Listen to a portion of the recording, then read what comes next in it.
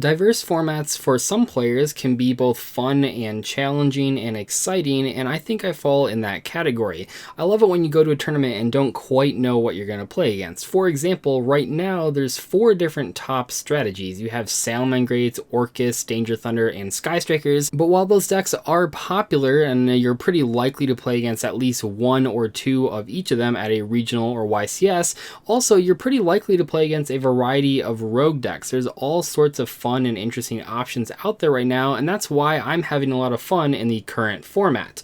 In today's video, I want to sort of take that idea of a very diverse situation and apply it to tech options. Now, I'm not saying you should play all of these cards in the same strategy. I don't even think you really could have the space for that, but I do want to say just sort of take a look at what your own deck has weaknesses against and then see if any of these cards help alleviate some of those weaknesses. I'm mostly looking at cards in today's video that are good against multiple matchups, because when you're in a format where you don't know what you're going to be playing against, you want to have as many cards as possible that are good against as many matchups as possible, so you don't get stuck with dead side deck cards that you have no way of using against most of the field. I'd also like to mention that all of these cards right now have proven success as tech options in the current format. They're not staple cards yet, but right now they are already seeing play in multiple regional topping deck lists, so we already know these cards are good even if they're not super popular yet, so you just have to take a look at them and see if they're good enough to fit into your own main or side deck. First off, we have Cosmic Cyclone, and this card has seen play for multiple reasons, as are all the cards in today's video,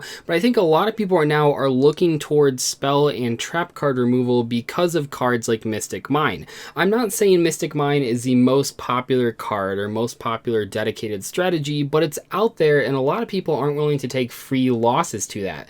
Mystic Mine is a card and is a strategy where if people are playing outs to it, it immediately just falls flat on its face. The reason that deck can be successful is because people aren't using enough cards that can actually deal with it, so even putting something small like Cosmic Cyclone in your side deck can really help out in the long run. Your opponent's only going to have 3 copies of Mystic Mine, so you don't have to have a million ways to destroy them, you just have to have a few, and some people are already playing cards like Twin Twisters, but on top of that they're trying out Cosmic Cyclone. But we're not just focused on one matchup in today's video for these tech cards. Cosmic Cyclone is also exceptionally well against back row negation cards, because you don't really want to throw something like Twin Twisters into your opponent's Salamangreat Roar or Orcus Crescendo, because they're just going to negate that and then you just lost 2 cards to their 1. However, if you use something like Cosmic Cyclone on those cards, because you should know where they are in your opponent's back row in most normal circumstances, then you don't have to waste 2 cards just to bait their negation. You only have to use 1 of your own. This card's also pretty decent against decks like Sky Strikers. They suddenly don't have nearly as much longevity without 3 copies of Kagari, so by using Cosmic Cyclone on key cards like multi-roll, or even in some cases the field spell if you really need that in a pinch, this card can give you some extra wins against a deck that a lot of people struggle against, and that's just another reason to try this card out. But if you're willing to lose some speed for added versatility, you can maybe look at Unending Nightmare. This card is super value oriented, but yeah, it's slower because it's a trap card, not a quick play spell. Once again, for the cost of 1,000 life points, just like Cosmic Cyclone, you get to take out a spell or trap card on the field. Admittedly, this card isn't nearly as good just by destroying 1 card, because it destroys a card, but also it has to only hit face-up spells or traps, but you can use it multiple times in the same turn, and that gives it that extra value. With cards like Cosmic Cyclone and Twin Twisters, you have to draw multiple copies to deal with multiple Mystic Mines, but in the case of Unending Nightmare, you can just flip this 1 copy and kill every single Mystic Mine your opponent tries to play. Yes, it's a little bit dangerous because you'll have to pay around 3,000 life points to do that, but the Mystic Mine deck isn't very fast. It doesn't really have to be in most cases, so if you destroy their Mystic Mines, even though you're taking some damage, in the long run it won't really matter because you'll just be able to OTK your opponent. What's cool is that this same logic applies against other decks playing a lot of face-up spells or traps. Now, whether or not those cards are floodgates or sometimes they're field spells, Unending Nightmare can come in and just take out a ton of your opponent's cards at the cost of life points. It's not as fast as cards like Twin Twisters or Cosmic Cyclone, but over time you get a ton of value out of this card, and you only need to draw this 1 out to multiple of your opponent's floodgates. That gives it a lot of versatility against those slower strategies, so definitely if you're willing to lose some of that speed, I would highly consider playing Unending Nightmare. But But maybe you want a more permanent solution to decks like Mystic Mine and Sky Strikers and other spell-based strategies. Well, in those cases, look no further than Spell Canceller, and admittedly this card isn't the easiest thing to summon. It is a level 5 monster, so outside of decks like Danger Thunder and Orcus, you're going to have a hard time bringing this thing out on the first turn. But if your deck can actually summon this thing on the first turn, either through Tribute Summon or Special Summon with something like Skull Dread, absolutely you should be side decking this card right now.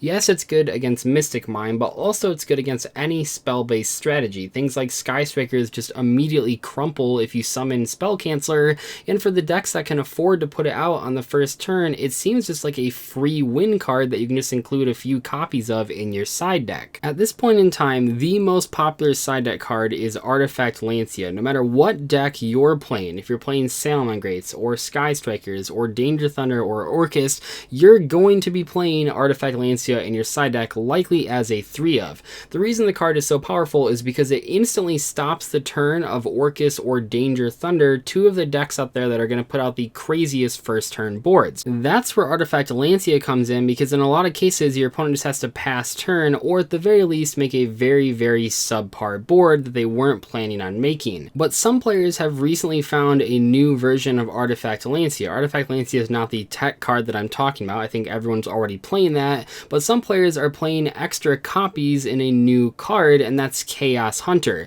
Now this card isn't new to say like it's brand new in a new set. It is pretty new to this format. It has seen play in tons of past formats, but people kind of forgot about it, and I don't know why, because it's basically an Artifact Lancia on legs. Of course, it's worth mentioning that it's a little bit harder to use than Lancia because your opponent has to special summon a monster and then you have to discard a card, and also technically your opponent can take this card out with one of their extra deck monsters and continue their combos, but in a lot of cases they won't actually be able to do that, because if it's on their first turn they won't be able to attack over this card, so they'll have to use something else. For example, a lot of times when people go first with Orcus, the Nightmare Link 2 monster they make isn't Phoenix, it's something like Cerberus. When they summon that card, if you drop Chaos Hunter, now they don't have a reliable way to deal with the Chaos Hunter and also continue their combo. What's especially cool is that this card is a permanent ability as long as it's on the field. Artifact Lancia only stuns your opponent for 1 turn, but as long as Chaos Hunter is out, your opponent will be forced to deal with it if they want to banish cards. Also keep in mind that Chaos Hunter is a one-sided effect, so if you summon this thing and you're playing a deck that banishes cards like Danger Thunder, like Orcus,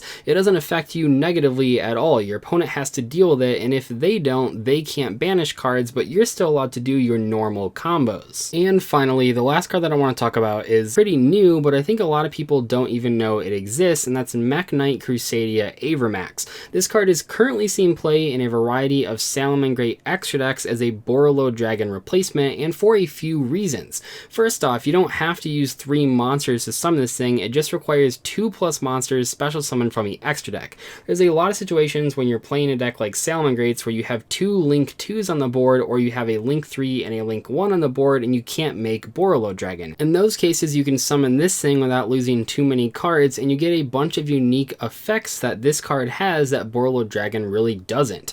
First off, while Link summoned, it can't be targeted by your opponent's card's effects. That's a strict upgrade from Borolo Dragon, which only protects itself from monster effects, and it makes this card uniquely powerful against things like Widow Anchor and Fogblade. It even has a cool Lightning Rod effect that prevents your opponent from attacking other monsters you control, which is fantastic by the way, because it has an awesome effect if a special summon monster battles it. In those cases, it'll gain a ton of attack points, and your opponent likely won't be able to kill this thing in battle. Because this thing can't be targeted by effects, and because this thing basically can't be killed by battle with special summon monsters, it makes it pretty darn hard to kill. But even if your opponent does manage to remove this thing with a card effect, you get to shuffle a card on the field into the deck. That is so many different layers of annoying effects for your opponent to deal with, and it makes a great extra deck addition to any Salamangreat or other strategy. The reason I made a video about these 5 tech cards in particular is because I feel that they're not only so good against a bunch of matchups, but also I like them because you can play them in a variety of strategies. Chances are one of these cards, or 2 of these cards, or 3 of these cards will probably be useful in whatever deck you're playing if you want to make the room for them in your main or side deck. These cards are awesome, and I hope to see them become more popular as the format rolls out over the next couple weeks. We have some of the the most intense, crazy weeks of Yu-Gi-Oh! Ahead of us with the upcoming WCQ season, and I hope to see these cards at the top tables even more so than they are topping right now. Anyway though, I'll see you guys later. Goodbye.